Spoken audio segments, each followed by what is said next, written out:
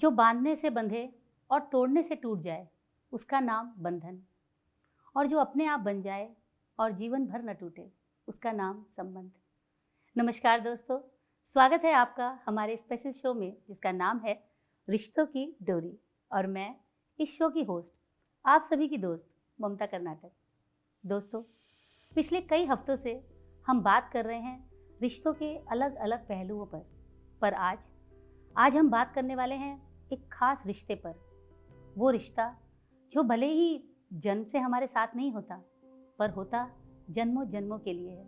जी हाँ, हमारा रिश्ता हमारे जीवन साथी के साथ। एक ऐसा रिश्ता जहाँ दो अजनबी एक अनजानी और बहुत ही खूबसूरत डोर से बन जाते हैं, पर ये डोर तब टूटने लगती है जब हम इस रिश्ते को शर्तों से और शर्तों को जज्बातों से बांधने लगते हैं। पर हाँ, हम इस डोर को टूटने से रोक भी सकते हैं। कैसे? ये आपको मैं नहीं बताऊंगी, हमारे एक्सपर्ट बताएंगे।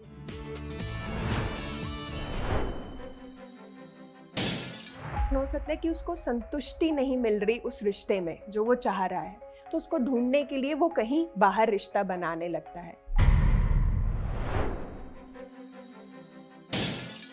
बहुत इम्पॉर्टेंट है कि आप अपनी डिजर्वेबिलिटी को समझें। Abuse is an abuse is an abuse. जो चैलेंजेस आ रहे हैं, पहले आप उनको इस दृष्टि से देखें कि क्या ये चैलेंज मैं ओवरकम कर सकती हूँ। तो आइए इस खास रिश्ते पर बात करने के लिए एक नहीं, दो नहीं, बल्कि हमारे तीनों खास गेस्ट हमारे स्टूडियो में मौजूद हैं। आइए उनका स्वागत करते हैं। तो सबसे पहले हम स्वागत करते हैं अंबिका खन्ना जी का, जो एक वेलनेस कोच है। Welcome ma'am. थैंक यू जी। अब हम स्वागत करते हैं शुभांगी वशिष्ठ जी का, जो एक body mind and soul spiritual coach है। Welcome ma'am. Thank you. और आखिर में मैं स्वागत करूंगी सूजी सिंह जी का, जो एक रिलेशनशिप एक्सपर्ट हैं, ग्रीफ एक्सपर्ट हैं और एक इंटरनेशनल ऑथर हैं। Welcome ma'am. Thank you ma'am, आप तीनों का बहुत बहुत स्वागत है हमारे रिश्तों की डोरी में, और बहुत अच्छा लग रहा है कि हम सब एक साथ फिर से मिल रहे हैं। तो मैम, जैसा कि हमारा आज का टॉपिक है पार्टनर रिलेशनशिप, तो मैं सबसे पहले शुभांगी जी आपसे पूछना चाहूँगी कि कई जगह ये भी देखा जाता है कि रिश्ते में सब कुछ अच्छा चल रहा है, हैप्पी रिलेशनशिप है, पर उसके बावजूद एक पार्टनर अपने दूसरे पार्टनर के साथ चीट करता है। तो ऐसा क्यों होता है? इसके पीछे के कारण क्या हो सकते हैं? और अगर ऐसा हो रहा है तो दूसरा पार्टनर फिर इसके साथ कैसे डील करे? जी, तो इसके कारण बहुत सारे हो सकते हैं कि क्यों एक जन चीट कर रहा है अपने दूसरे पार्टनर के साथ। वो हो सकता है लैक ऑफ जॉय का, कि उसे खुशी नहीं महसूस हो रही अपने रिश्ते में, तो उस खुशी को ढूंढने के लिए वो कहीं बाहर जा रहा है। दूसरा हो सकता है कि उसको कहीं टेम्पटेशन अंदर से अपनी फीलिंग्स आती है, तो वो दूसरे जन के साथ कनेक्शन बनाना चाहता है। और इसका कारण हो सकता है कि उसको संतुष्टि नहीं मिल रही उस रिश्ते में जो वो चाह रहा है, तो उसको ढूंढने के लिए वो कहीं बाहर रिश्ता बनाने लगता है। इसको हम और डीपली अगर सोचें तो कहीं ना कहीं जो मन है वो हमेशा एक नई चीज़ को ढूंढने में होता है कि अच्छा, अब ये मुझे मिल गया तो अब मुझे दूसरी चीज़ को ढूंढना, चाहे वो क्यों ना टेक्नोलॉजी क्यों ना हो, है ना। हमें लगता है कि अच्छा, मेरे पास अब ये एप्पल फ़ोन आ गया है 13, अब नई टेक्नोलॉजी 15 आ गया, तो मेरे को कब 15 मिलेगा। तो वो मुझे जॉय को फील करने के लिए वो डिज़ायर्स होती रहती हैं जो हमें एक चीज़ से दूसरी चीज़ में लेके जाए रखती हैं। मतलब आप बोलना चाहती हैं कि जैसे प्राप्ति में समाप्ति, तो हम जैसे ही उस चीज़ को प्राप्त करते हैं वो समाप्त होती है और हम दूसरे के पीछे लग जाते हैं, राइट? बिल्कुल बिल्कुल। तो हम दूसरी में खुशी ढूंढने लग जाते हैं। पर जो पर्सन चीट कर रहा है, मैं कहूँगी उसको भी नहीं पता होता कि वो ये क्यों कर रहा है, क्योंकि कहीं ना कहीं उसको ये जो हैप्पीनेस है वो कहीं बाहर ढूंढ रहा है। और हमें यही सिखाया जाता है बचपन से ही कि अच्छा, हैप्पीनेस है दूसरों को खुश करने में, हैप्पीनेस है जब सबके साथ आप यस बोलोगे, आप पढ़ाई में अच्छे रहोगे, सबसे आगे बढ़ोगे। तो हमारा देखने का तरीका क्या होता है, बस बाहर, कि हमें बाहर से वो खुशी मिले।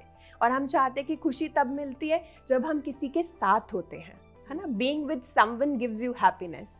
बट इससे विपरीत है, मैं कहूँगी कि हमें be the someone that makes you happy.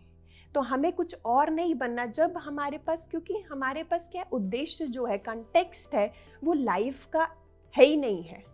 एक बिगर कॉन्टेक्स्ट में कहूँ, क्योंकि हमें सिखाया जाता है बाहरी खुशी है, जैसे मैंने बोला, तो हमें लगता है कि खुशी भी हमें बाहर से मिलेगी, लोगों से मिलेगी, है ना, चीज़ों से मिलेगी।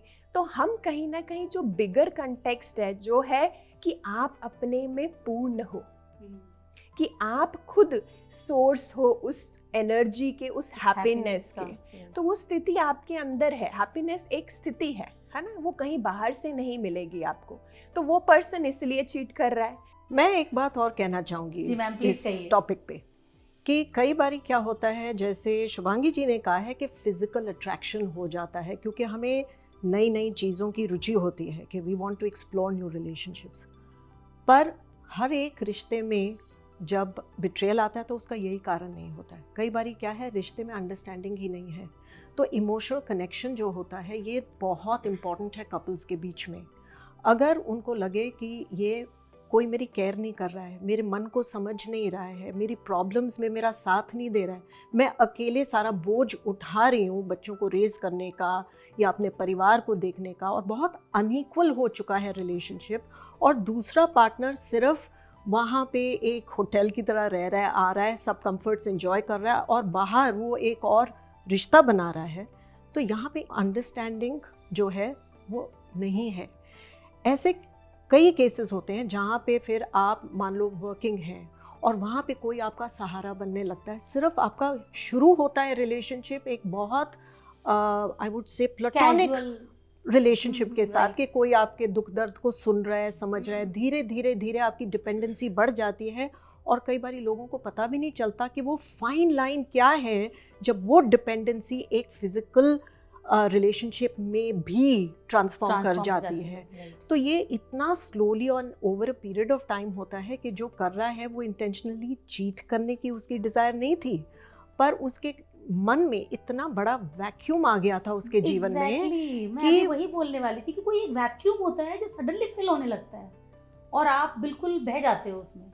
तो उस वैक्यूम को अगर हम फुलफिल करने के लिए एक दूसरे रिश्ते का सहारा रहते हैं, कई बारी हो सकता है कि आपका गर्ल या बॉय ट्राइब भी हो सकता है, यू नो, जिनके साथ आपको वो सपोर्ट मिल रही हो, पर कई बारी ऑपोजिट जेंडर से मिलता है वो सपोर्ट, और वो धीरे धीरे किसी और चीज़ में बदल जाता है। तो यहाँ पे इंटेंशन चीट का नहीं था, और इसको सॉल्व करने के लिए मुझे लगता है कि एक बहुत करेज चाहिए होती है रिलेशनशिप में। कन्फेस करना, मुझसे गलती हुई।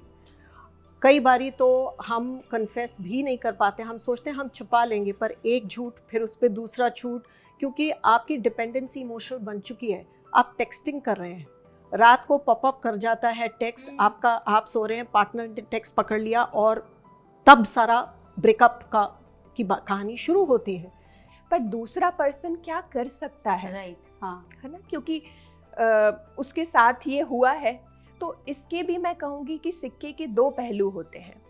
पहला पहलू है जिसके साथ ये हुआ है, जिस पार्टनर ने उसको हर्ट दिया है, तो पहला पहलू है सिक्के का, वो है हर्ट और बिट्रेयल का, क्योंकि आपको लगता है कि मुझे दुख मिला है और मुझे धोखा मिला है क्योंकि उसने चीट किया है। ये पहला पहलू है। पर अक्सर हम इस पहले पहलू के साथ ही रह जाते हैं, क्योंकि ये एक आउटर पहलू है। हमें लगता है कि बस अब मैं बेचारी, मेरे साथ धोखा क्यों करा, वो गलत हैं, उन्होंने ऐसे इतने रिश्ते में रहे तब भी हमारे साथ उन्होंने धोखा कर दिया इतने बड़े रिश्तों में। तो ये पहला पहलू है। हम इसी पहलू पे हार मान जाते हैं और हम दूसरे पे ब्लेम दे देते हैं। बट असली पहलू जो मैं कहूँगी, जो दूसरा सिक्के का पहलू है, वो है सेल्फ डिस्कवरी और ग्रोथ का। कि अगर किसी ने आपको चीट किया है तो आप अपने आप से पूछें कि क्यों मैंने इस पर्सन को सबसे पहले अट्रैक्ट किया, क्यों ये मेरे जीवन में आया। अगर वो आया है तो कुछ सिखाने आया है, और इसी हर्ट को आप भी समझोगे एक ग्रोथ के जैसे लोगे कि अच्छा, इससे मैंने क्या सीखा। मेरे को था कि मेरी खुशी सारी उन पर निर्भर थी, है ना, और मैं उन पर डिपेंडेंट थी। बट जब उन्होंने ये किया तो मेरे को ये समझ आया कि खुशी किसी पर निर्भर नहीं हो सकती। मैं ही खुशी की स्थिति को अपने अंदर बना के रख सकती हूँ। बाहर की परिस्थिति मेरी खुशी को हिला नहीं सकती। चाहे बाहर अच्छा है चाहे बाहर अच्छा नहीं है। तो अपनी सेल्फ डिस्कवरी और ग्रोथ के लिए आप इस चीज़ को लेकर आगे बढ़े, मैं कहूँगी। तो वो सबसे बड़ा इम्पॉर्टेंट है, क्योंकि पहला पहलू क्या है कि दूसरे ने क्या दिया ना, वो हर्ट और बिट्रेल दी। बट जो दूसरा पहलू है वो ये आपके लिए बताता है कि ये चीट आपके लिए इसका क्या मतलब था। मतलब था आपकी सेल्फ ग्रोथ का, सेल्फ डिस्कवरी का। तो वो आपको सिखाने आया। तो आप देखें कि अच्छा मैंने क्यों अट्रैक्ट किया पहले तो इस पर्सन को, और इससे मुझे क्या सीखने को मिलता है, कि इससे मेरे अंदर क्या भाव उत्पन्न हो रहे हैं, किस चीज़ पे मुझे काम करने की ज़रूरत है। तो अगर आप इस बिगर गोल को लेके चलेंगे तो आप आगे जाके चाहे उस रिश्ते में रहें या नहीं रहें, तो आप अपनी जो जिम्मेदारी है उस रिश्ते को निभाने की वो खुद ले पाएंगे। राइट मैम, जैसे अभी आपने फिजिकल कनेक्शन की बात की, तो मेरा सवाल भी यही है कि इस तरह के जो हमारे आपसी जो संबंध होते हैं, पार्टनर के साथ जो हमारे संबंध होते हैं, उसमें इंटीमेसी बहुत बड़ा रोल प्ले करती है। तो लेकिन अगर एक पार्टनर फिजिकल इंटीमेसी को अवॉइड कर रहा हो तो उसके पीछे क्या कारण हो सकता है? तो न्यूरोसाइंटिस्ट हमें बताते हैं कि हेल्दी सेक्सुअल इंटीमेसी के लिए 4 फैक्टर्स होने ज़रूरी हैं। पहला है कि जो फीमेल पार्टनर है वो इमोशनली कनेक्टेड और डिज़ायर्ड फील करे। सेकंड, कि मेल पार्टनर जो है वो अट्रैक्टेड, विजुअली अट्रैक्टेड फील करे। तीसरा, कि दोनों जो हैं वो मेंटली रिलैक्स्ड हों। और चौथा, कि दोनों ही उस समय में उनके रिश्ते में कोई प्रॉब्लम या टेंशन नहीं होनी चाहिए। तो इसलिए मैं कहूँगी कि कपल जो है वो पहले इन 4 फैक्टर्स को क्रिएट करने की कोशिश करें, क्योंकि कई तो प्रॉब्लम्स यहीं से उभर के आ जाती हैं। इसमें अफेक्शन, अप्रिसिएशन, अट्रैक्टिवनेस और मेंटल रिलैक्सेशन, ये चीज़ों पर अपना ध्यान रखें कि कैसे अपने पार्टनर के साथ हमें ये मैनिफेस्ट करना है। अगर फिर भी आपकी प्रॉब्लम सॉल्व नहीं हो रही है तो जो पार्टनर इंटीमेट नहीं हो पा रहा है उसको अपने मेंटल ब्लॉक्स को एग्जामिन करना होगा। तो हो सकता है कि आपकी हिस्ट्री में कहीं ना कहीं सेक्सुअल अब्यूज़ का इंसिडेंट हो या कोई सेक्सुअल कन्फ्यूजन का एक्सपीरियंस हो। अगर वो है तो आपको किसी थेरेपिस्ट से मिलके उस प्रॉब्लम को सुलझाना होगा।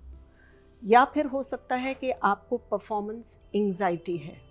बहुत सारे ऐसे लोग हैं जिनको ये पता ही नहीं होता कि क्या करना है, कैसे करना है। हम लोग फॉर ग्रांटेड ले लेते हैं, पर हमें सेक्सुअलिटी पे शिक्षा नहीं दी जाती है। गुरुकुलों में होती थी, आज नहीं है, मिसिंग है, होता है। इसलिए ये बहुत ज़रूरी है कि हम अपने आप को एजुकेट करें, प्रॉपर रिनाउंड ऑथर्स की किताबें पढ़ के, और कुछ ऑथर्स जैसे हैं मास्टर्स एंड जॉनसन्स की किताबें इंटीमेसी पे बहुत अच्छी गाइडेंस देती हैं। हमारे खुद के देश में कामसूत्र है जो हम पढ़ सकते हैं, प्रॉपर गाइडेंस ले सकते हैं और टुगेदर पार्टनर के साथ जो है एक डिस्कवरी प्रोसेस कर सकते हैं। तीसरा इशू हो सकता है कि हमारा जो बिलीफ सिस्टम है वो कहीं ना कहीं हमारे फॉल्स बिलीफ्स बन चुके हैं, कम्युनिटी में रह के, लोगों की बातें सुन के या कुछ मीडिया देख के, कि इंटीमेसी गलत है या गंदी है, या इसको ज़्यादा इंटीमेट होने से सेहत खराब हो सकती है, या इससे आप अपनी रिस्पेक्ट खो देते हैं। तो ये सब बातें अगर हैं तो आपको बिलीफ चेंज हुआ करके वो फॉल्स बिलीव्स को रिलीज़ करना है। चौथी बात मैं कहना चाहूँगी कि सेक्सुअल इंटीमेसी एक मैरिज में, एक कपल के बीच में बहुत ही सेक्रेड, बहुत ही पवित्र चीज़ है। बिल्कुल। और जिस तरह खाना, बहुत स्वाद खाना बनाने के लिए हमें पहले से काफ़ी प्रिपरेशन करनी पड़ती है, बहुत सारे इंग्रेडिएंट्स को इकट्ठा करना पड़ता है, उसी तरह हम जब इंटीमेसी में इंगेज कर रहे हैं तो हमें उसके लिए समय, उसके लिए टाइम निकालना पड़ेगा, उसके लिए मूड सेटिंग करनी होगी, जिसे हम टेक्निकल टर्म्स में फॉरप्ले कहते हैं। और मैं ये एम्फसाइज करना चाहती हूँ हमारी ऑडियंस के लिए कि दोनों पार्टनर्स का सेटिस्फाई होना बहुत ज़रूरी है। और ये याद रखें कि इंटीमेसी का जो एक्ट है वो एक जर्नी है, वो डेस्टिनेशन नहीं है। क्योंकि मैरिज में सेक्सुअल बॉन्ड जो है ये बहुत इम्पॉर्टेंट है मैरिज के संतुलन के लिए, और इसको हेजिटेट ना करें, इसमें कोई ऐसी बात नहीं है। अगर हमने मान लिया कि ये एक सेक्रेड एक्ट है, देखो बनाया प्रभु ने है, और प्रभु की कोई भी चीज़ बनाई हुई अगर सही तरीके से करी जाए, हेल्दी वे में करी जाए, तो वो गलत हो ही नहीं सकती है। बहुत सारी ऐसी मेल और फीमेल इश्यूज़ हो सकते हैं, मेडिकल इश्यूज़, जैसे एरेक्टाइल डिसफंक्शन है, वाइजिनाइटिस है, ये सारी चीज़ें। और लास्टली मैं ये कहना चाहूँगी कि एक दूसरे से talk, teach, touch, tell each other आपको क्या प्लेजरेबल लगता है और क्या नहीं, क्योंकि कई बारी ये जो एक सेक्रेड एक्सपीरियंस होना चाहिए, ब्लिसफुल एक्सपीरियंस होना चाहिए, वो एक्चुअली एक बहुत डिफ़िकल्ट एक्सपीरियंस बन जाता है पार्टनर्स के लिए। तो उसे डिफ़िकल्ट नहीं बनाना है हमें, उसे हमने प्लीजिंग, मतलब ये कई बारी ये कहा गया है कि जो एक अल्टीमेट एक्सपीरियंस उसका होता है, that is compared to the bliss, जो हम फाइनली अपनी लाइफ में एनलाइटनमेंट में जो हमें ब्लिस मिलता है, वो उसकी एक छोटी सी झलक है। तो क्या हम उसी पवित्र माइंडसेट से उसे अप्रोच करें, ये बहुत इम्पोर्टेंट है। एंड मुझे एक चीज़ और Yes, ma'am, ऐड बिल्कुल। करनी है। बहुत सारे घरों में ये बिलीफ सिस्टम है, बचपन से ही ये बच्ची को पढ़ाया जाता है स्ट्रेंजर्स से बात नहीं करनी, कोई भी आपको मिल रहा है उससे बात नहीं करनी। And one fine day, of course आजकल लव मैरिजेस ज़्यादा प्रिवेल हो रही हैं, बट अरेंज मैरिजेस में क्या होता है, आप एक स्ट्रेंजर से उसकी शादी कर देते हैं एंड ओवरनाइट आप एक्सपेक्ट करते हैं सब कुछ बढ़िया हो जाए और 9 महीने में आपको गुड न्यूज़ भी मिल जाए। So you know we have to really work on this belief system also. हाँ, वेरी वेरी इंपॉर्टेंट। तो मैम मेरा अगला सवाल ये है कि फाइनेंस जो एक बहुत मेजर रोल प्ले करता है हमारी लाइफ में भी और हमारे संबंधों में भी। बड़ी ही प्यारी एनर्जी है फाइनेंस की। बिल्कुल जी। तो मैम मैं ये जानना चाहती हूँ कि जो हमारा ये रिश्ता है जो हमारे पार्टनर के साथ हमारा होता है, तो इसमें दोनों पार्टनर्स का फाइनेंशियली स्टेबल होना कितना ज़रूरी है? जैसे कि मैंने अभी बोला कि ये बहुत ही प्यारी एनर्जी है और इसको हमें एक्सेप्ट करना है, इंटीग्रेट करना है। और अगर आप नोट करें तो आधे से ज़्यादा फैमिलीज़ में जो लड़ाई का स्रोत होता है, सोर्स होता है, वो पैसा ही होता है। एक चीज़ और यहाँ समझने की है, लार्जर देन लाइफ वाले एम्स पैसे को लेके नहीं रखने चाहिए। One has to be honest while starting the relationship को शुरू करने के समय आपको ऑनेस्टली एक दूसरे के बारे में फाइनेंशियली भी डिस्कशन करनी चाहिए ही है। उससे क्या होता है, हमारी जो फॉल्स एक्सपेक्टेशंस हैं वो ख़त्म हो जाती हैं। और आजकल क्या होता है, उल्टा ही होता है। आप दोस्तों से पैसे उधार ले लेते हो अपनी गर्लफ्रेंड को या फियांसी को इम्प्रेस करने के लिए कि, और ऐसा दिखाते हो कि oh like you know I have so much, और जब रियलिटी हिट करती है तो सब कुछ इवेपोरेट हो जाता है। और उसके साथ ही वो जितना प्यार, जितने प्रोमिसेस और जितना उस स्नेह था वो भी इवेपोरेट हो जाता है। तो yes, financially one has to be very sound, both the partners. और फाइनेंसेस के बारे में अंडरस्टैंडिंग होनी बहुत ज़रूरी है। और ये अंडरस्टैंडिंग होनी कि अगर मेरा पार्टनर एक रिक्वायर्ड अमाउंट नहीं लेके आ पा रहा घर, doesn't matter, I will upgrade my self, मैं वो पूरी करूँगी। एंड इट्स सी, शादी इज ऑल अबाउट पार्टनरशिप। ये एक्सपेक्टेशन नहीं होनी चाहिए यू आर द गाय, आप हस्बैंड हो, आप आदमी हो, तो मेरे घर की ज़रूरतें आप ही पूरी करोगी। नहीं, ऐसा नहीं है। या ये सोचना, फाइनेंसेस से विपरीत बात कर रही हूँ, घर के कामकाज की, कि नहीं, बहुत सारे हस्बैंड्स, जैसे अभी एग्जाम्पल दिया था सूजी जी ने, कि घर के काम में भी हाथ बटाना चाहिए। तो फाइनेंसेस, घर में एक दूसरे को हाथ बटाना, अंडरस्टैंड करना, ये सब everything goes hand in hand. And I think I have given my answer कि फाइनेंशियली स्टेबल होना तो बहुत बहुत ज़रूरी है, अनिवार्य है, as partners, not as individuals. तो मैम मैं अब बात करना चाहूँगी मैरिजेस के टाइप पे। आई मीन जो इंटरकास्ट मैरिज और इंटर रिलीजन मैरिज होती है, तो इंटरकास्ट मैरिज तो बहुत कॉमन हो गई है, मेरी भी इंटरकास्ट मैरिज है।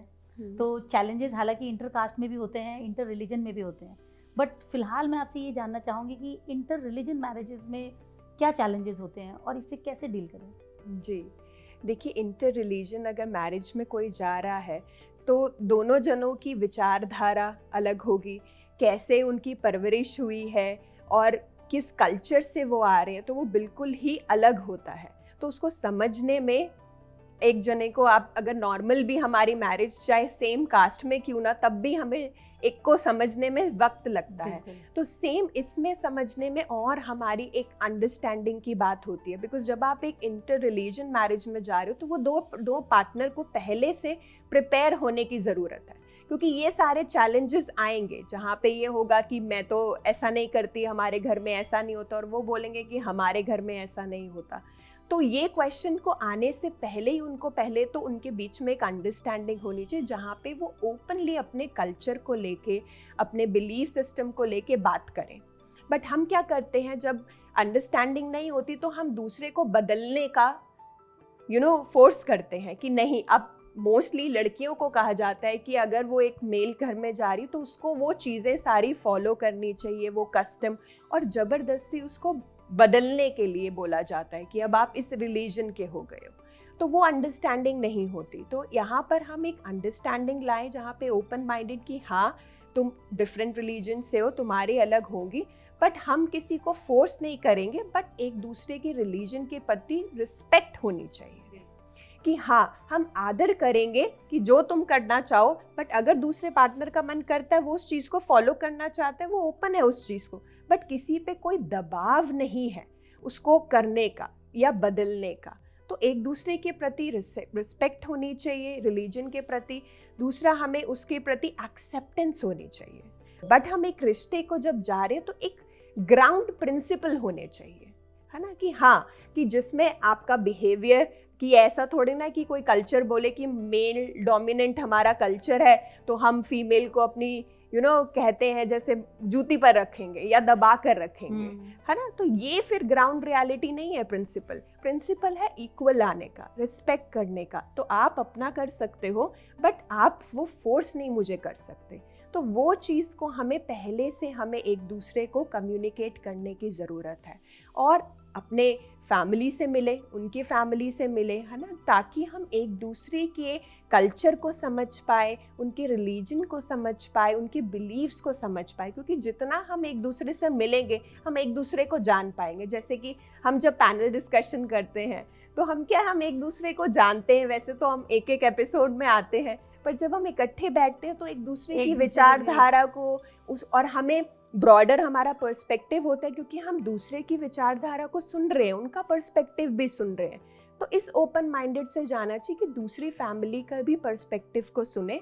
बट हाँ, सही गलत वो बात की बात है, पहले सुनना ज़रूरी है। क्योंकि हम बोल देते नहीं मेरे इसमें ये नहीं होता, मैं तो ये बिल्कुल नहीं करूँगी, या दूसरा भी कहेगा मैं नहीं ये करूँगा। तो पहले ही हम एक बाउंड्री नो कर देते हैं, तो जिससे दूसरा भी नहीं अंडरस्टैंडिंग ला पाएगा। क्योंकि पहले आप सुने फिर डिसीजन ले कि फॉलो करना है कि नहीं करना, और वो चॉइस आपकी है, वो फ्रीडम दी जाए। ये नहीं कि मैंडेटरी आपको ये चीज़ करनी ही है तभी प्यार प्रूव होगा। हमें लगता है तो मेरे प्यार के लिए क्या इतना नहीं कर सकते अपना रिलीजन चेंज करने में। रिलीजन चेंज का मतलब हो गया बहुत सारे चैलेंजेस, चाहे वो भाषा का चेंज हो, हमारी जिसमें आस्था है उसका चेंज हो, हमारा रहन सहन, हमारा खान पान, मतलब सब कुछ अलग है, सब कुछ अलग तो है। उसमें एक दूसरे के लिए समझ होना और एक्सेप्टेंस होना बहुत ज़रूरी है। जैसे खाने में फ्लेवर अलग अलग है ना, कभी किसी को मीठा, तीखा, कड़वा भी पसंद है। तो ऐसे ही रिलीजन एक डिफरेंट टेस्ट देता है। ये नहीं कि वो बुरा रिलीजन है ना, उस रिलीजन को हम रिस्पेक्ट करें कि ठीक है इस रिलीजन में मुझे ये लगता है, I can acknowledge your religion, respect है, बट हाँ ये मेरे हार्ट कॉलिंग नहीं है, मैं उसको नहीं फॉलो कर सकती। और यही एक मेच्योरिटी और एक अंडरस्टैंडिंग रिलेशनशिप में लाता है कि दूसरा भी अंडरस्टैंड करे कि हाँ वो उसको फॉलो नहीं करना चाहती है, तो उसको उतनी फ्रीडम देनी चाहिए कि वो उसकी चॉइस है, ये नहीं कि अपनी चॉइस को थोप देना चाहिए उसके ऊपर। या तो थोड़ा आप बदलो, थोड़ा हम बदलें। और मेरे ख्याल से तो जैसे अब मेरी इंटरकास्ट मैरिज है, मेरे लिए तो ये प्रिविलेज मुझे लगता है कि मैंने पहले एक कल्चर को जाना और अब मेरे पास एक दूसरे कल्चर का अनुभव है, तो मेरी जो होराइजन है वो इतना बड़ा हो गया। तो अगर उस पर्सपेक्टिव को लेकर चलें तो उससे भी हमारी सारी प्रॉब्लम सॉल्व हो सकती है। पर मैम फिर भी मेरा सवाल आपसे है मैम कि कई बार ऐसा होता है कि एक्सेप्टेंस भी होती है, हम ट्राई करते हैं बट फिर भी रिश्ते फ्रूटफुल नहीं हो पाते हैं। तो अगर रिश्ते में प्रॉब्लम आ रही है और दो लोग आपस में खुश नहीं हैं और अगर वो ये सोचे कि हम डाइवोर्स ले लें, तो क्या ये सही है? मतलब उन्हें ये कदम उठाना चाहिए? तो सबसे पहले तो मैं कहूँगी कि जो भी रिश्तों में हमें प्रॉब्लम्स आती हैं, इसे बोलते हैं रिलेशनशिप ऑफ अफिनिटी, जिनसे हमारी शादी होती है, इसमें आपके कर्मों का भोगना और भुगतान होता है। तो ये बहुत ज़रूरी है कि जो चैलेंजेस आ रहे हैं पहले आप उनको इस दृष्टि से देखें कि क्या ये चैलेंज मैं ओवरकम कर सकती हूँ, इसके लिए मुझे अपने में चेंज क्या लाना है, इसके लिए मुझे पार्टनर से डिस्कशंस क्या करनी है, किस तरह इस रिश्ते पे हम वर्क कर सकते हैं। और जिस तरह शुभांगी जी ने थोड़ी देर पहले बताया था पहले प्रश्न में कि हमें इसे एक opportunity for growth and development की तरह देखना चाहिए, पर यह हुआ प्योरली एक स्पिरिचुअल पर्सपेक्टिव। इसके साथ जुड़े हुए बहुत सारे प्रैक्टिकल इश्यूज भी हैं। तो अगर हम प्रैक्टिकल वे में उसे देखते हैं तो आप पहले पूरी एक लिस्ट बनाएं कि आपके रिश्ते में आपको क्या क्या कंप्लेंट्स हैं, आपके पार्टनर की क्या कंप्लेंट्स हैं। पहला एफर्ट होना चाहिए दोनों पार्टनर्स इकट्ठे बैठ के उसका रेजोल्यूशन ढूंढें। और मेरे हिसाब से अगर बात डिवोर्स तक आ चुकी है तो ये पार्टनर्स वो कर ही चुके होंगे पहले, क्योंकि कोई भी फर्स्ट शॉट पे नहीं बोलता है, कोई ना कोई मेहनत होती है। पर वो कई बारी इंसान सिर्फ भावुक होके लड़ाइयाँ हो गई, रिएक्टिव हो गए और उसी में आई वांट अ डिवोर्स हो जाता है। मैं कह रही हूँ अपना होमवर्क कीजिएगा, पूरी अपनी लिस्ट बनाइए कि मुझे किस बात का गिला शिकवा है, क्या रिजेंटमेंट है, कहाँ पे गैप आ रहा है मैरिज में, और उसे एक बहुत अपनी ईगो से हट के एक क्लिनिकल वे में बैठ के देखें कैसे हम सॉल्व कर सकते हैं। अगर आपका रिश्ता ऐसा हो गया है कि कठोरता आ गई, आप बात करने की कोशिश करते हैं, लड़ाई हो जाता है, ब्रेक डाउन हो जाता है 10 मिनट बैठने के बाद, तो किसी तीसरे को जो एक वाइज एल्डर हो सकता है, वाइज फ्रेंड हो सकता है, उसको बीच में डालें कि क्या रेजोल्यूशन वो करा सकते हैं। क्योंकि कई बार हमें विसल ब्लोअर चाहिए होता है, नहीं तो लड़ाई हो जाएगी। तो जो शांत मन से वो नेविगेट कर सके आपका डिस्कशन। अगर उसके बावजूद भी आपको प्रॉब्लम आ रही है और आप बात ही नहीं करना चाह रहे हैं, तो मेरा रिकमेंडेशन है आप मैरिज काउंसलर के पास जाएं, बिकॉज अब आपको चाहिए प्रोफेशनल हेल्प। जो इंसान जानता है, पहले दोनों के साथ जब मैं मैरिज काउंसलिंग करती हूँ, अलग अलग इंडिविजुअल से पहले मीटिंग होती है ताकि उनके दोनों के इश्यूज़ ले लिए, फिर उनकी जॉइंट मीटिंग होती है जहाँ पे हम how to bridge the gap देखते हैं। और इसमें बहुत ज़रूरी है कि दोनों पार्टनर्स जो हैं वो शादी को बचाना चाहते हैं, एटलीस्ट थोड़ी सी उनमें कुछ परसेंटेज तक डिज़ायर होनी चाहिए। अगर ये नहीं है, अगर एक पार्टनर चाहता है बचाना, दूसरा पार्टनर बिल्कुल इंटरेस्टेड ही नहीं है, तो हमने देखा है कि काउंसलिंग का जो सक्सेस आउटकम है वो नहीं हो पाता है। थोड़ी इन्वेस्टमेंट दोनों की तरफ से बहुत ज़रूरी है।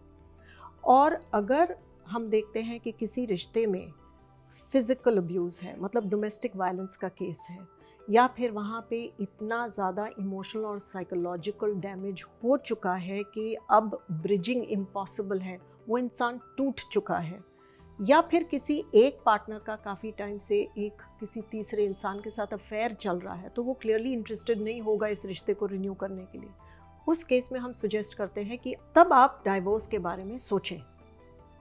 पर जब आप डिवोर्स के बारे में सोच रहे हैं तो जो आपकी इन्वेस्टेड पार्टीज़ हैं, जैसे आपके बच्चे हैं, इन लॉज हैं, पेरेंट्स हैं, जिन पे आपके डिवोर्स से असर आने वाला है, उनके बारे में आपको बहुत डीपली सोचना पड़ेगा। और आपको अपनी फाइनेंशियल सिचुएशन के बारे में, अपनी इंडिपेंडेंस के बारे में, अपने फ्यूचर के बारे में ध्यान देना पड़ेगा कि क्या मैं जीवन अकेले जी पाऊंगी या जी पाऊंगा या नहीं। ये बहुत इम्पॉर्टेंट है। इसके बाद आपका नेक्स्ट स्टेप होना चाहिए कि आप किसी अच्छे डिवोर्स लॉयर को ढूंढें और उससे लीगल एस्पेक्ट समझें। अभी तक मैं ये नहीं बोलूँगी कि आप इनिशिएट कर दें, पहले लीगल एस्पेक्ट्स पूरी तरह समझ लें, क्योंकि कुछ स्टडी तो आप ऑनलाइन कर सकते हैं, पर डिवोर्स इतना केस स्पेसिफिक होता है कि पार्टनर की इनकम क्या है, आपकी इनकम क्या है, बहुत सारे इसमें छोटे छोटे नुआंसेस होते हैं। आपके केस में क्या लागू होगा ये एक डिवोर्स लॉयर ही आपको गाइड कर सकता है लीगल एस्पेक्ट के बारे में। वो स्टडी करें और तब आप डिसाइड कर सकते हैं कि मैं इस डिवोर्स प्रोसीडिंग के लिए सेपरेशन में जाऊं, आगे चलूं कि नहीं। एक लास्ट बात मैं ज़रूर कहना चाहूँगी कि कई रिलेशनशिप्स में हमने नोटिस किया है कि कपल की मैरिड लाइफ में एक एस्ट्रोलॉजिकल पीरियड आता है ऑफ सेपरेशन एंड चैलेंजेस, जहाँ पे उनको ऑलमोस्ट शादी उनकी टूटने वाली होती है। पर अगर वो उस पीरियड में थमे रहें, अपने डिफरेंसेस को थोड़ा कम करके, अपने शांत मन से, अपने जो भी उनके स्पिरिचुअल कनेक्ट है उससे ध्यान दें, एक दूसरे से थोड़ा सा सेपरेशन रख के एक ही घर में रहें, पर अपना अटेंशन अपने ऊपर फोकस कर लें, तो कुछ समय बाद एक नेचुरल वे में वो पीरियड गुजर जाता है और वही रिश्ता एक नेचुरली फिर से ब्रिज होना शुरू हो जाता है। और ये आपको सोचना पड़ेगा कि आपका रिलेशनशिप किस पॉइंट पे आ चुका है, क्या आप वो चांस एक देना चाहते हैं या नहीं। मोस्ट इम्पॉर्टेंट बात कि डिवोर्स कभी भी एक इम्पल्सिव डिसीजन नहीं होना चाहिए। बहुत डीपली थॉट थ्रू, बहुत डीपली अपने खुद के बारे में सोचो कि जीवन कैसा होगा डिवोर्स के बाद, मेरे अगले 5 साल, मेरे 10 साल, मेरे 15 साल कैसे होंगे। ये सोच समझ के कई केसेस में हम कहते हैं कि डिवोर्स मैंडेटरी है, क्योंकि अगर इतना ज़्यादा डोमेस्टिक वायलेंस हो रहा है तो उस रिश्ते में रहने का कोई मतलब ही नहीं है। तो ये सब चीज़ें देखना बहुत ज़रूरी है कि आपने कितना सफ़र किया है। और एक और चीज़, क्योंकि हम पहले सेक्सुअलिटी की बात कर चुके हैं, तो आप सरप्राइज्ड होंगे, ऐसे ऐसे केसेस मेरे पास आते हैं जहाँ पे शादी 20 साल की हो गई, 25 साल की हो गई है, और वहाँ पे अभी तक जो है उनका रिश्ता, सेक्सुअल रिश्ता कभी भी नहीं बना। बच्चे भी IUI के थ्रू हुए और ये बात किसी को नहीं पता थी, और तब वो लोग डिवोर्स में जा रहे हैं कि पार्टनर फील कर रहा है कि मैं ये पूरी जीवन वेट करती रही या करता रहा और ये एक्सपीरियंस मुझे डिनाई हो गया है। तो बहुत से ऐसे ग्राउंड्स हो सकते हैं जहाँ पे divorce is a good thing also. तो जैसे मैम अभी आपने डोमेस्टिक वायलेंस और अब्यूसिव नेचर की बात की, तो मेरा सवाल अंबिका मैम आपसे है कि अगर रिश्ते में एक पार्टनर अब्यूसिव हो रहा है, लेकिन वो सिचुएशनल है, मतलब सिर्फ गुस्से में अगर वो हो रहा है, बट बाकी समय वो बहुत प्यार कर रहा है, अपनी हर जिम्मेदारी निभा रहा है और बहुत केयर कर रहा है, सब कुछ सही है, बस गुस्से में वो बहुत अब्यूसिव हो जा रहा है, जो दूसरा पार्टनर है उसे क्या करना चाहिए? उसे अपने लिए खड़े होना चाहिए। बहुत इम्पॉर्टेंट है कि आप अपनी डिजर्वेबिलिटी को समझें। Abuse is an abuse is an abuse, चाहे वो किसी भी फॉर्म में है। गुस्से में आज कर रहा है और क्योंकि उसकी बाकी की सारी ज़रूरतें पूरी हो रही है, तो कितना वो शातिर है, समझदार हैं कि उसको कवर अप भी कर रहे हैं ना। तो या तो इस पर्सन को जो अब्यूजिव है उसे अपने अब्यूजिव नेचर पे काम करना है, अपने गुस्से पे काम करना है, उसे शांत करना है। बहुत सारे तरीके हैं, meditation being the most easiest one.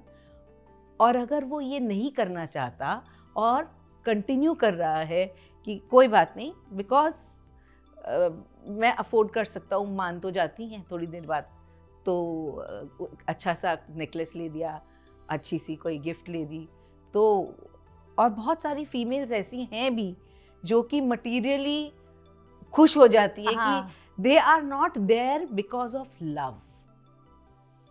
तो जो रिश्ता प्यार पे नहीं पनप रहा और वो एक बिजनेस डील बन गया है, जो आप मुझे कह रही हैं, ये मुझे एक बिजनेस डील समझ में आता है। ठीक है, मैंने गुस्सा हुआ, मैंने आपको गिफ्ट्स ले दिए, वाइफ कहती है चलो थोड़ी देर के लिए तो गुस्सा हुए, उसके बदले में मुझे डायमंड का नेकलेस मिल गया, जरूरतें तो पूरी हाँ, हो ही रही तो it's okay. So both the partners are in a business deal. तो इसमें गलती फिर दूसरे पार्टनर की भी दोनों की गलती है।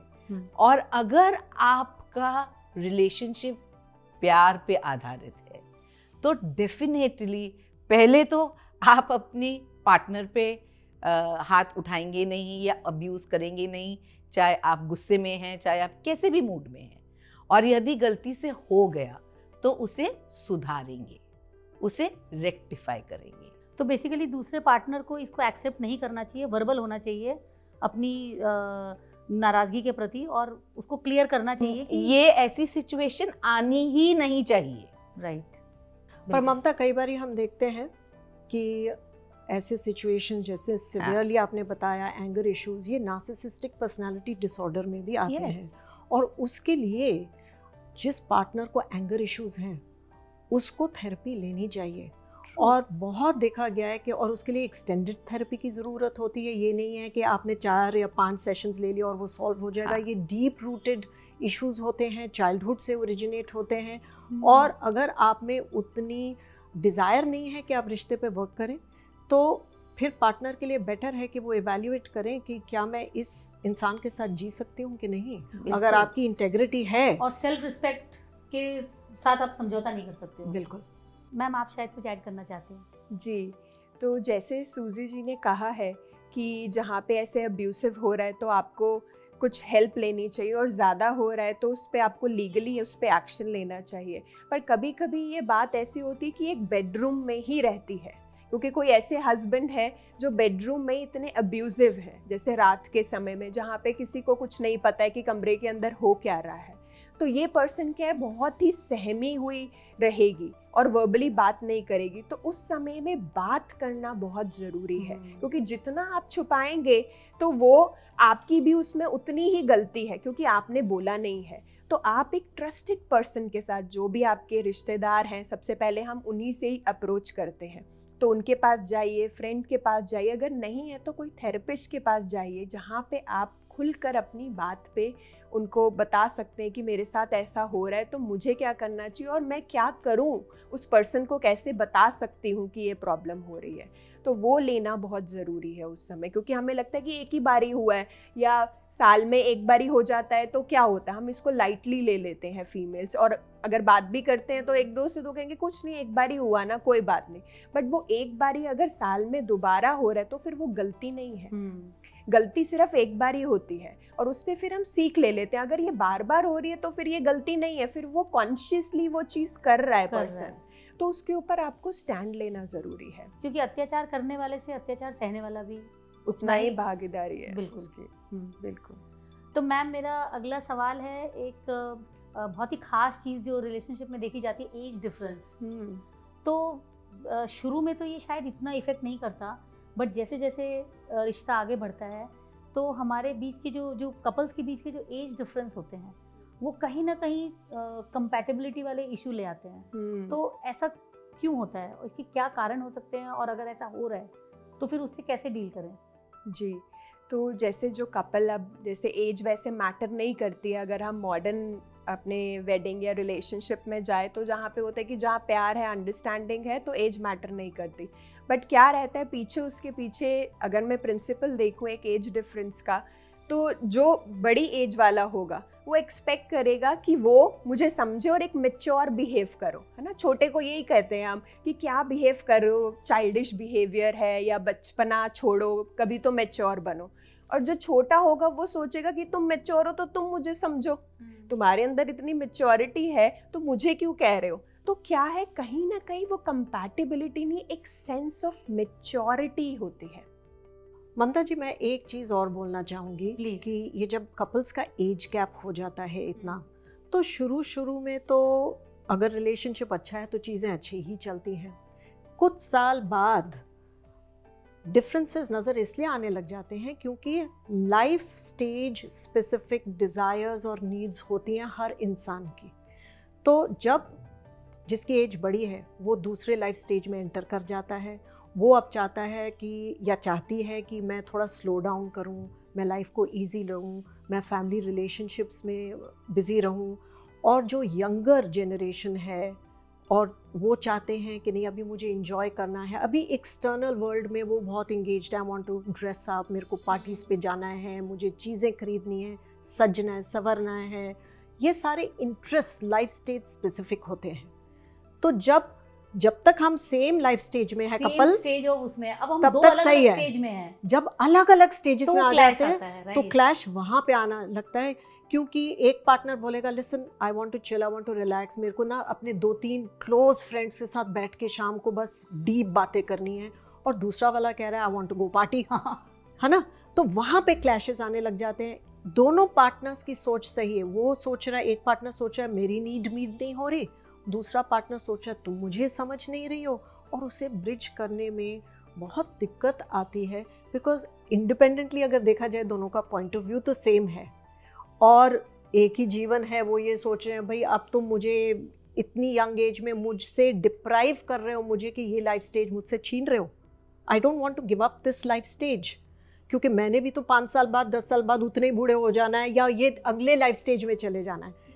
तो वो जब डिफरेंसेस आए, मेरे को लगता है मिडिल पाथ जो होता है कि कभी एक पार्टनर मान ले, कभी दूसरा पार्टनर मान ले, दोनों को स्ट्रेच करना पड़ेगा थोड़ा सा कि दोनों की नीड्स फुलफिल हो सके।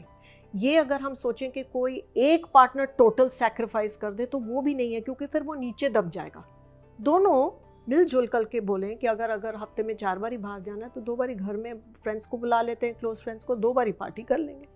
तो इस तरह एक टाइप ऑफ कॉम्प्रोमाइज़ रीच करना चाहिए। मुझे लगता है अभी जो आपने थोड़ी देर पहले एक उस लेवल की बात की थी कि हर रिश्ते में, इनफैक्ट इस रिश्ते में एक पॉइंट ऐसा ज़रूर आता है जब वो रिश्ता एक डाउनफॉल से गुजरता है, तो वो एक सैचुरेशन पॉइंट, आई थिंक ये वही सैचुरेशन पॉइंट होता होगा जब, मतलब अगर ये एज डिफरेंस की बात हम करें कि एक पार्टनर दूसरे स्टेज में है और एक दूसरे स्टेज में, और कुछ समय अगर हम उसको जाने दें तो वो वापस दोनों सेम स्टेज में आ जाएंगे और वो रिश्ता वापस बेहतरीन हो जाएगा। पर वो डिपेंड करता है आपका एज गैप कितना है। हाँ, वो उस पर डिपेंड करता है, राइट, कि एज गैप कितना है, क्योंकि जो जितना बड़ा होगा एज में उतनी उसकी मैच्योरिटी होगी। बट मैच्योरिटी एज से नहीं आती है, मैं कहूँगी सेंस ऑफ मैच्योरिटी होती है कि जब कोई प्रॉब्लम हो तो हम आउटवर्ड चीज़ों को देखते हैं, बट सेंस ऑफ मैच्योरिटी होती है आपको इनवर्ड देखना कि ठीक है अगर मेरे अंदर मैच्योरिटी है तो मैं इस चीज़ को कैसे हैंडल करूँगा, है ना, या ये वो छोटी है तो मैं उसको प्यार से कम्युनिकेट करूँगा कि कैसा तुम्हारा बिहेवियर है, जो मुझे लगता है वो ऐसा नहीं होना चाहिए, जो चाइल्डिश बिहेवियर है उस समय तुम्हें थोड़ी इस बिहेवियर से या मैच्योरिटी से उसको एक्सप्रेस करना चाहिए था। तो मैं कहूँगी कंपैटिबिलिटी से ज़्यादा एक सेंस ऑफ मैच्योरिटी होनी चाहिए एक एज डिफरेंस के अंदर। तो वो एक एज से नहीं आती, क्योंकि हमारे अंदर होता है ना कि बाल मैंने ऐसे ही सफ़ेद नहीं करे, वो अनुभव से हुआ है, ना कि एज से, कि एज मेरी बड़ी हो गई है तो मैं बहुत मैच्योर हूँ। एक छोटे बच्चे के अंदर भी मैच्योरिटी आपसे ज़्यादा हो सकती है, और वो होती भी है क्योंकि वो प्योर है ना, उसके अंदर कोई चीज़ नहीं होती, वो सब कुछ बता देता है और प्योरिटी से बताता है। बट हम एक एज को सोचते हैं कि एक एज है मतलब हम मैच्योर ज़्यादा हैं, जिसकी एज कम है वो मैच्योरिटी लेवल उसमें कम है। बट ओपननेस से एक छोटे के अंदर भी एक मैच्योर सोल हो सकती है, तो हम उससे भी सीखें, छोटे से भी सीखें। और बड़ापन यही होता है कि हम थोड़े झुक जाएं, एक हम्बलनेस लाएं अपने रिश्ते में कि ठीक है, मैं अगर मैच्योरिटी यही है कि हम्बल रहना, उसका पॉइंट ऑफ व्यू छोटे का सुनना, और छोटे के अंदर भी वो हम्बलनेस रिस्पेक्ट हो सकती है कि वो जो उनसे बड़े हैं वो उनकी बात को सुने। तो मैं कहूँगी कि मैच्योरिटी होनी ज़रूरी है। तो मैम अब जो हमारे इस रिश्ते की सबसे मुख्य कड़ी होती है, जो हम इस रिश्ते को जोड़ती है बाद में जाके बहुत अच्छे तरीके से, वो है बच्चा। तो बच्चा नहीं होना, मतलब ये मुझे लगता है कि ये पर्सनल प्रॉब्लम होने से ज़्यादा ये सामाजिक समस्या ज़्यादा बन जाती है अगर मतलब अगर एक कपल के बीच में अगर उनके बच्चा नहीं हुआ है तो समाज, फैमिली इतना प्रेशराइज कर देते हैं और इतने क्वेश्चंस पूछते हैं कि क्यों नहीं हो रहा, क्या हो गया, कब बच्चा होगा। तो इस सिचुएशन से जो कपल्स हैं वो कैसे डील करें? क्या उन्हें बच्चा गोद ले लेना चाहिए अगर उनको कोई एक्चुअली कोई प्रॉब्लम है? तो सबसे पहले तो मैं कहूँगी कि दोनों पार्टनर्स को अपना मन टटोल के देखना चाहिए कि हमें क्या चीज़ चुभ रही है। क्या वो सोसाइटल एक्सपेक्टेशंस हैं कि लोग क्या सोचेंगे हमारे बारे में, वो क्या कहेंगे, क्या ये मुझे तंग कर रही है बात, या फिर मेरी ही कोई या हम दोनों की लिमिटिंग बिलीव्स हैं या कोई फॉल्स बिलीव्स हैं कि अगर हमारा बेबी नहीं हुआ तो हमारा जीवन अधूरा रह जाएगा, या हमारे परिवार वाले, हमारे पेरेंट्स बहुत हमें उन्हें दुख पहुंचाएंगे। ये बातें हमें सोच समझ के और फिर इनको मॉडिफाई करना है, इनको ओवरराइट करना है, करेक्ट करना है। ये तो है सबसे पहली इशू। दूसरी बात आती है, जैसे आपने कहा सोसाइटी में लोग क्या कहेंगे। लोग तो हमेशा कुछ ना कुछ बोलेंगे क्योंकि उनको दूसरे के जीवन के बारे में वो बेस्ट जज होते हैं। तो इस इशू पे मैं सुजेस्ट करती हूँ कि जो पार्टनर्स हैं वो इकट्ठे पहले ही डिस्कस करें, एक नैरेटिव तैयार करें कि उनका जवाब, उनका सोशल स्टेटमेंट क्या होगा क्राइसिस मैनेजमेंट के लिए। जैसे कंपनीज में हम क्राइसिस मैनेजमेंट करते हैं कि हम पीआर क्या लाइन हम बोलेंगे, वो लाइन अग्री होनी चाहिए हमारी। हम कह सकते हैं कि अभी हम बेबी नहीं करना चाहते, या जब बेबी होगा वो तो प्रभु की देन है, जब होगा तब होगा, या ये बहुत प्राइवेट मैटर है, सॉरी हम डिस्कस नहीं करना चाहते हैं। या फिर आप ये भी कह सकते हो कि जब भी न्यूज़ होगी आपको पता चल ही जाएगा। वो डिपेंड करता है आपके कल्चर में, आपकी कम्युनिटी में क्या सही लगेगा। जो पोलाइट वे है कॉन्वर्सेशन क्लोजर का, ये हम बोलते हैं कि जिससे आगे वाला अगला सवाल ना पूछ सके, तो ये पहले से तैयार करके रखें दोनों पार्टनर्स।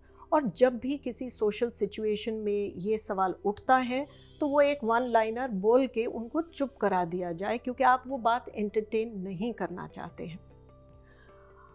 फिर आते हैं कि अगर आप सच्ची में खुद चाहते हैं कि मुझे बेबी चाहिए, हम एक बेबी के लिए तरस रहे हैं, तो पहले तो आप बायोलॉजिकल मेथड्स एक्सप्लोर करें, क्योंकि आजकल ART के आर्टिफिशियल रिप्रोडक्टिव टेक्नोलॉजी के थ्रू बहुत सारे ऑप्शंस हैं।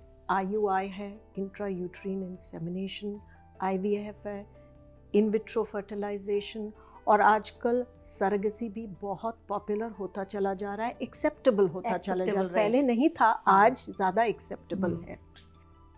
सरगसी यानी कि आप दोनों का ही जेनेटिक मटेरियल लेके कोई एक तीसरी लेडी आपके बच्चे को इंक्यूबेट करती है और उसे जन्म देती है।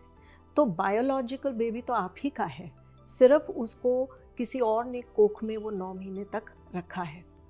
तो अगर बायोलॉजिकल बेबी किसी कारण से या हो नहीं पा रहा है, या आप वो चॉइस एक्सरसाइज नहीं करना चाहते, फिर आप देखें कि हम बेबी अगर गोद लेना चाहते हैं तो उसमें भी आपके 2 ऑप्शंस हैं। पहला ऑप्शन ये है कि आप अपने नोन लोगों से, फैमिली हुए, फ्रेंड्स हुए, या जिनकी आपको फैमिली हिस्ट्री और जीन पूल के बारे में इंफॉर्मेशन है, आप वहाँ से गोद लें बच्चा। और बहुत सारे ऐसे इंसिडेंट्स हैं। पहले ज़माने में तो ये बहुत ज़्यादा होता था, अब शायद थोड़ा कम हो गया है, पर उसमें आपको एक ये सेफ्टी सिक्योरिटी इस बात की रहती है कि आपको बैकग्राउंड जो है, जेनेटिक बैकग्राउंड के बारे में इंफॉर्मेशन पूरी मिलती है। कई लोगों को वो सही नहीं लगता तो वो एक एजेंसी के थ्रू अडॉप्शन कर सकते हैं। यहाँ पे मुझे लगता है रिस्क थोड़ा सा हायर होता है। मैंने कई केसेस ऐसे मेरे पास आए हैं जहाँ पे बच्चे का जीन पूल जो था, बैकग्राउंड जो थी, उसके बारे में पता नहीं था, और जैसे जैसे बच्चा डेवलप होता है, ग्रो होता है, तो बहुत सारी साइकोलॉजिकल इश्यूज सामने आती हैं जो एंसेस्ट्रल या एपिजेनेटिक होती हैं। तो वो आपको डिसाइड करना है कि आप कौन सा मेथड आप इंट्यूटिवली प्रेफर कर रहे हैं। तो ये तो हुई बात कि अगर आपने बेबी अडॉप्ट करना है, पर मैं सोचती हूँ कि एक और एस्पेक्ट बहुत ज़रूरी है कपल्स के लिए जो चाइल्डलेस हैं, और वो है स्पिरिचुअल एस्पेक्ट्स जिनको आप हमेशा पहले एक बारी कॉन्टेम्पलेट कर लें, क्योंकि बेबी ना होने के भी काफ़ी स्पिरिचुअल एस्पेक्ट्स होते हैं। पहला एस्पेक्ट हो सकता है कि आपकी सोल ने ये डिसाइड किया है कि इस जन्म में मैं पेरेंट का रोल नहीं प्ले करूँगा, क्योंकि मुझे सारा समय जो है अपनी स्पिरिचुअल एवोल्यूशन के लिए, अपनी स्पिरिचुअल एक्सेलरेशन के लिए इस्तेमाल करना है समय। तो वो डेडिकेट करते हैं अपने जीवन अपनी डेवलपमेंट के लिए। दूसरा रीज़न हो सकता है कोई कार्मिक एरर्स हुए हों पिछले जन्मों में, किसी जन्म में जो आपने इस प्रारब्ध में उनका भुगतान करना है, या तो अपने ही बच्चे के साथ आपने कोई निगलेक्ट या हर्टफुल एक्ट किया है, या किसी दूसरे के बच्चे से किया है, तो आपकी आत्मा ने डिसाइड किया कि इस जीवन में मैं उसका भुगतान कर दूंगा। तीसरा इशू हो सकता है कि आपका कोई बिलीफ या पर्सनल कॉन्ट्रैक्ट बन गया है। मान लो आप बहुत छोटी सी उम्र में आपने देखा कि कोई आपकी नेबरहुड में एक लेडी हैं, उनकी बहुत टफ प्रेगनेंसी थी, बहुत डिफ़िकल्ट लेबर था और डिलीवरी के वक्त उनकी मृत्यु हो गई। तो आपने उस छोटी सी उम्र में डिसाइड कर लिया मैं बच्चा कभी नहीं करूँगी, क्योंकि अगर हम यंग गर्ल थी तो वो सोचती है कि शायद मैं मर जाऊँगी, और अगर यंग बॉय था तो उसके डर मन में भय आ जाता है मेरा पार्टनर मर जाएगा। तो ये पर्सनल कॉन्ट्रैक्ट हो जाता है। फिर एक और रीज़न जो हो सकता है वो फैमिली कर्सेस हो सकते हैं, और ये हमें कैसे पता चलता है, आप पिछली पीढ़ियों को एग्जामिन करें अपनी जो फैमिली हिस्ट्री में, एंसेस्टर्स में। अगर हर पीढ़ी में आपको दिख रहा है कि कोई ना कोई उस फैमिली लीनिएज में चाइल्डलेस था, तो ये एक एंसेस्ट्रल कर्स हो सकता है, फैमिली कर्स हो सकता है, क्योंकि ज़्यादातर फैमिली कर्सेस 7 पीढ़ियों तक चलते आते हैं। जो भी है हमने उसका पश्चाताप या उसकी कंप्लीशन या उसकी फॉरगिवनेस मांगनी है, तो उससे भी रिजल्ट्स हमें मिल सकते हैं। और लास्ट एस्पेक्ट जो होता है वो होता है जेनेटिक डैमेज। कई फैमिलीज़ में हम देखते हैं कि इतनी ज़्यादा physical, emotional, psychological, mental diseases होने लग जाती हैं, पीढ़ी दर पीढ़ी में इतना ज़्यादा डैमेज है कि नेचर डिसाइड करती है इस जीन पूल को अब प्रोक्रिएट नहीं करना है, ये जीन पूल यहीं पे समाप्त होना चाहिए। तो वहाँ उस फैमिली में फिर आगे बेबीज़ होते ही नहीं हैं, और हम देखते हैं कि अगर 2-3 भाई बहनें हैं तो तीनों के घर में बच्चा नहीं है। वो जीन पूल समाप्त किया जा रहा है, वापस जो है वो सोर्स में मर्ज किया जाएगा ताकि फिर से उसमें से जो है नई आत्माएं आ सकें। तो ऐसे बहुत सारे स्पिरिचुअल रीजंस होते हैं। ये भी एक बारी अगर हम कॉन्टेम्पलेट करके देखें तो इससे भी शायद हमारे डिसीजन पे कोई हमें गाइडेंस या डायरेक्शन मिले। और एक इंटरेस्टिंग फैक्टर है जो मैंने काफ़ी फैमिलीज़ में नोट किया है, कोई फैमिली अपना पहला बच्चा गोद लेती है और कुछ सालों बाद उनका नेचुरली अपना खुद का बेबी हो जाता है। तो यहाँ पे लगता है कि कोई ना कोई कार्मिक बैलेंसिंग हो गई और उसके बाद आपका खुद का बेबी अराइव हो गया। तो मैं कहूँगी कि it's a very Miraculous world, और सिर्फ हमें इसको एक नेगेटिव वे में नहीं देखना चाहिए, क्योंकि अगर पर्सनल एवोल्यूशन के लिए भी हमने ये जीवन चुना है कि इस जीवन में हमने बहुत प्रोग्रेस करना है आगे, तो वो भी तो एक बहुत इम्पॉर्टेंट जर्नी है। ये आपने बहुत ही अलग तरह का नज़रिया और अलग तरह की इन्फॉर्मेशन दी है जो हमारे दर्शकों के लिए बहुत लाभदायक हो। तो अंबिका जी, अभी हमने सूजी मैम से जाना उन कपल्स के बारे में जिनके बच्चे नहीं हो रहे हैं। मैं आपसे ये पूछना चाहती हूँ कि जिन कपल्स के बच्चे जब हो जाते हैं तो बच्चे होने के बाद उनकी लाइफ में क्या बदलाव आता है, क्या चैलेंजेस आते हैं, क्या उनकी इक्वेशन में कोई फ़र्क आ जाता है? ये बदलाव आना स्वाभाविक है। शुरू में जब तक बच्चा आपका 21 साल का नहीं हो जाता, माँ बाप का फोकस जो है बच्चे के ऊपर रहता ही है, तो वो आपकी प्रायोरिटी बनता ही है। क्यों? क्योंकि आपके ऊपर वो अभी डिपेंडेंट है। जब वो 21 साल का हो जाता है बच्चा या उससे बड़ा हो जाता है, तब आप वापस अपने आप को संभालने के लिए आ जाते हो। मगर कई बार ऐसा होता है कि तब तक आपको बहुत ही मेहनत करनी पड़ती है, क्योंकि आपने अपनी लाइफ की प्रायोरिटी जो है वो खो दी है, संतुलन जो है वो खो दिया है, आपने सारा का सारा फोकस बच्चे में डाल दिया है। तो डेफिनेटली बच्चे जब आपके पास हैं तो संतुलन पे काम करना आवश्यक है। ममता जी, मैं Yes, एक बात ma'am. और Yes, कहना yes, चाहूँगी please. इसके बारे में। जब बेबी, अभी मान लो आपकी डिलीवरी हुई है, फर्स्ट 2 इयर्स में मदर जो होती है वो बच्चे को बिल्कुल साथ रखती है, वो फीड करती है, ब्रेस्ट फीडिंग होती है बेबी के साथ। तो उसमें क्या होता है कि उसका जो ऑक्सीटोसिन की उसकी नीड होती है, मदर की प्रॉक्सिमिटी की नीड होती है, टच की नीड होती है, वो बेबी से फुलफिल हो जाती है। राइट, हाँ। और उसका माइंड, बिकॉज मदर इतनी ज़्यादा कंप्लीट फील करने लग जाती है कि हस्बैंड से उसका ध्यान हट जाता है। और वही प्रॉब्लम शुरू। और वहाँ पे शुरू में हस्बैंड भी समझते हैं, क्योंकि वो भी आफ्टर ऑल चाहते हैं कि बेबी को अच्छी तरह से देखे उसकी वाइफ।